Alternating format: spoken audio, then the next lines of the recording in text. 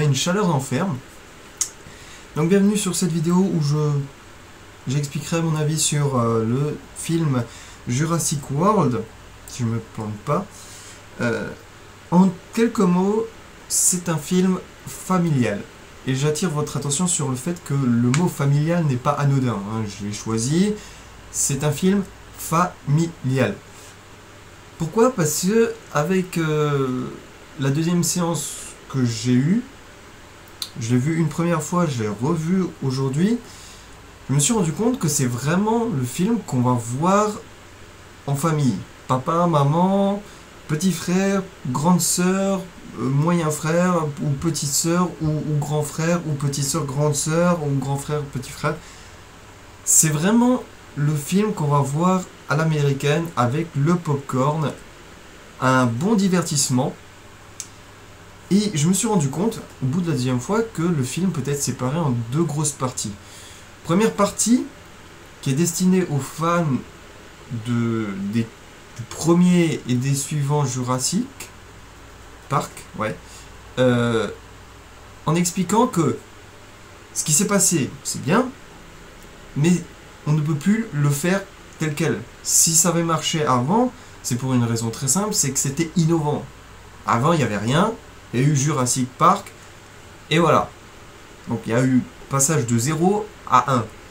Sauf que là, il y a déjà eu Jurassic Park avant, donc les gens ne s'étonnent plus de voir un dinosaure dans aucun film. On vous balance un dinosaure dans un film, vous posez plus de questions en vous disant « What? Qu'est-ce que c'est que ce truc d'où ça vient, etc. » Non, on se pose plus de questions.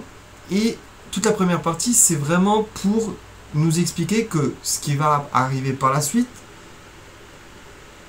a été réfléchi mûrement en fonction de ce qui s'est passé avant ce film. Jurassic Park a tout bouleversé, ouais. Et maintenant, on peut plus faire un truc aussi fou, enfin, on peut plus bouleverser autant avec ce qui a été fait avant. Maintenant, on vous repompe la même chose, les gens vont faire, ouais, bon, bah, voilà.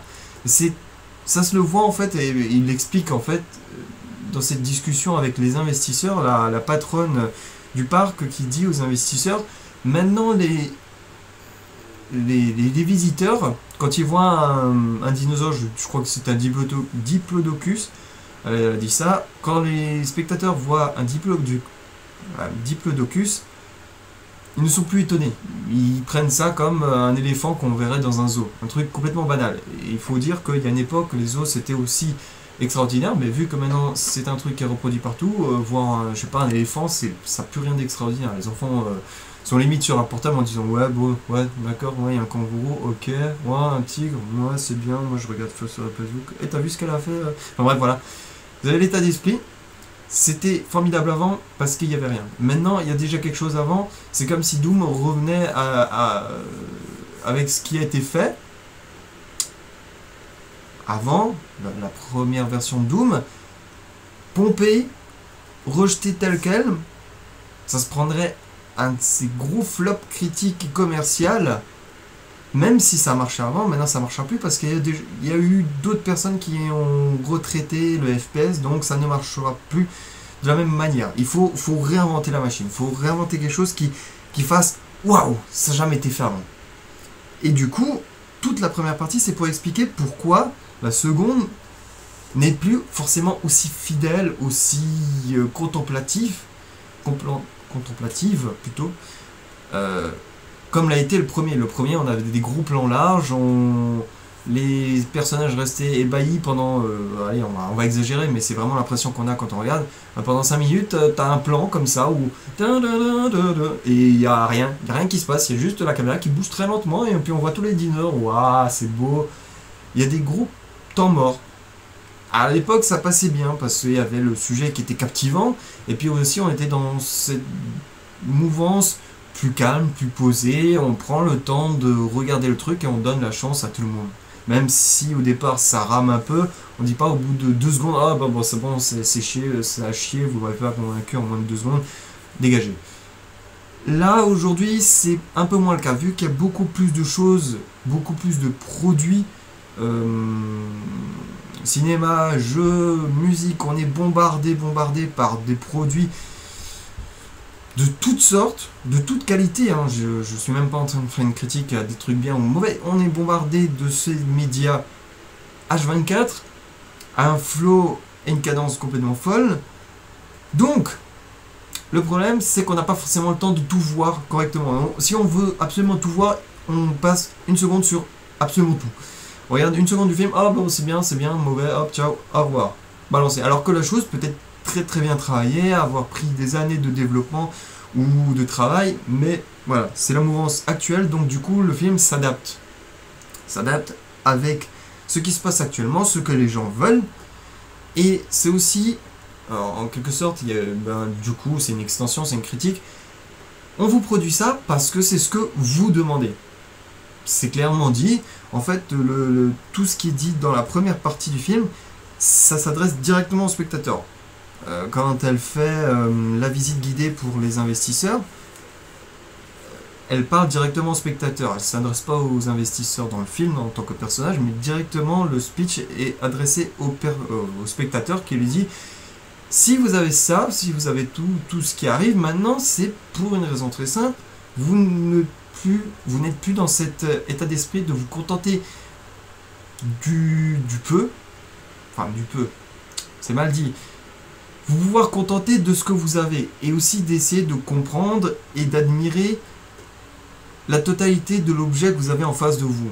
Vous contentez juste de la surface de l'iceberg, et vous n'allez pas plus loin. Du coup, on est obligé d'embellir la surface et d'abandonner complètement ce qui est en dessous. Ça explique, de nouveau, une fois de plus, ce qui arrive par la suite. Alors, le film a été pour la plupart critiqué parce que voilà, ça ne respectait pas les canons du premier. Mais bon, je pense que si ça avait respecté les canons du premier, ça aurait fait un flop commercial monstrueux. Donc voilà, ça explique. Il vous l'explique pourquoi ils ont fait ça. Voilà. Il faut bien gagner de l'argent, et ensuite, notamment avec les différentes cohérences. Alors, au niveau des cohérences, il y a juste un truc qui m'a sauté aux yeux, comme beaucoup de gens, c'est le fait que la dame, elle fasse tout en talons hauts. Bon. Ce que je peux comprendre d'un autre côté, parce que, voilà, ils ont pris ce qui marche. On pensera à Iron Man, les Avengers. Il y a toujours une babe avec rousse, innocente dans sa façon d'être. Voilà, tout le fantasme, on prend tout ce qui fait le plus fantasmer, on réunit dans un personnage et boum, voilà, vous avez ce personnage qui a talons aiguilles. C'est incohérent, mais en même temps, c'est ce que les gens demandent. Donc voilà, ils ont fait le choix de répondre à la demande, comme une entreprise. Donc le jour où les gens arrêteront d'être cons et stupides, ils feront plus des babes idiotes, complètement siliconées ou avec une tête à la poupée Barbie. Mais comme voilà, la demande est là, ils produisent. Mais par contre, il y a eu des faux raccords. Alors ça m'a sauté aux yeux et je me suis posé la question comment ils ont filmé toutes les scènes. Je pense pas que c'était dans une continuité. Voilà, là, ça se sent vraiment dans la manière dont c'est filmé parce qu'il y a des faux raccords, mais il y a un faux raccord qui m'a sauté aux yeux, mais je me suis dit, c'est pas possible que les scénaristes n'aient pas remarqué ce truc. C'est la scène où les deux enfants, ils sautent dans une cascade pour échapper au fameux T-Rex, enfin pas T-Rex, l'Indominus. Je trouve ça ridicule comme nom, comme certains personnages le disent dans le film. C'est ridicule. Enfin, bref, l'Indominus, donc ils essaient de s'en échapper, ils sautent dans une cascade. Quelques scènes plus loin, ils se retrouvent dans l'ancien centre du tout premier Jurassic Park, donc cling cling, fan service. Et du coup, ils vont les visiter. Ils vont les visiter très rapidement. C'est vite fait, plié, envoyé, hop, ciao. Mais ils vont visiter avec une torche. Jusque-là, rien d'exceptionnel. Mais là où le souci se trouve, c'est que le jeune te sort une boîte d'allumettes sèche. Alors qu'il y a 2 secondes, il venait de sauter dans une cascade d'eau. Là, j'ai pas compris. Les scénaristes se sont... Mais alors... Là, je sais pas. Ça me semble tellement gros que... Même l'explication la plus simple, j'arrive pas à y croire. Genre... erreur d'inattention alors que c'est un énorme projet, il y a plusieurs personnes qui ont dû sûrement passer sur le montage et sur la scène quand ils ont filmé.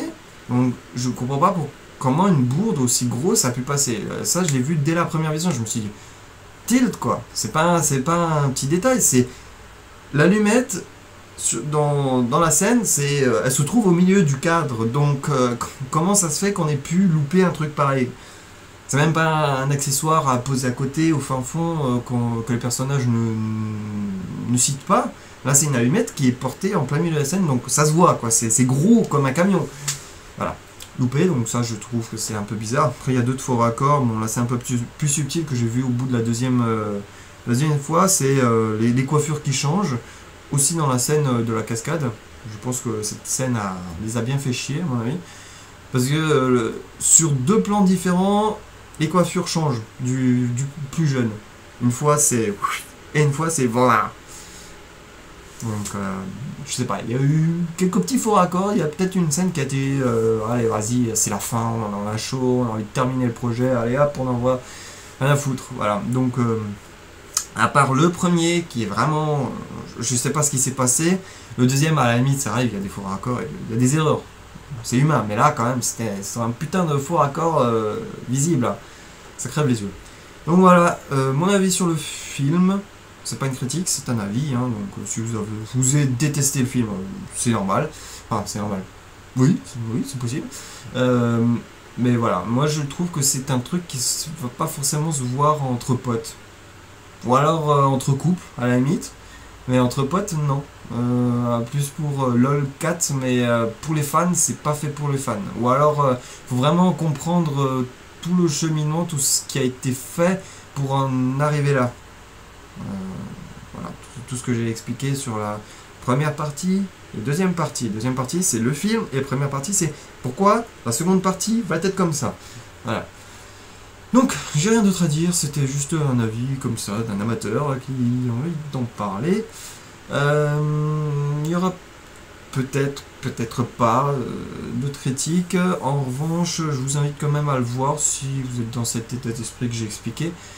Et on se retrouvera pour d'autres vidéos et moi j'ai rien d'autre à dire. Plus.